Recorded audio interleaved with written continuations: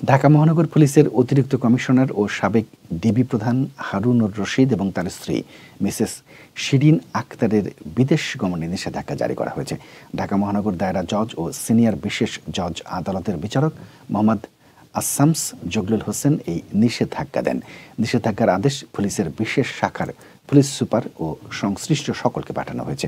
দুদক উপপরিচালক মোহাম্মদ জয়নুল আবেদিনের আবেদনের পরিপ্রেক্ষিতে এই নিষেধাজ্ঞা দেয়া হয়।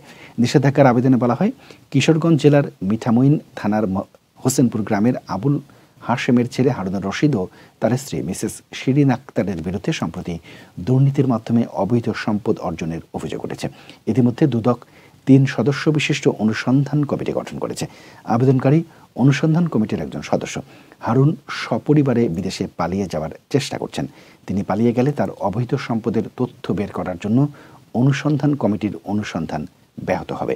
তাই হারুন যাতে সপরিবারে বিদেশে পালাতে না পারেন সেজন্য প্রয়োজনীয় কার্যকরী ব্যবস্থা গ্রহণ করা প্রয়োজন। হারুনের বিরুদ্ধে কিশোরগঞ্জের হাওরে প্রেসিডেন্ট রিসোর্ট সহ অবৈধভাবে সম্পদ অর্জনের অভিযোগ উঠেছে। পরে দুদক অনুসন্ধান কমিটি গঠন করে।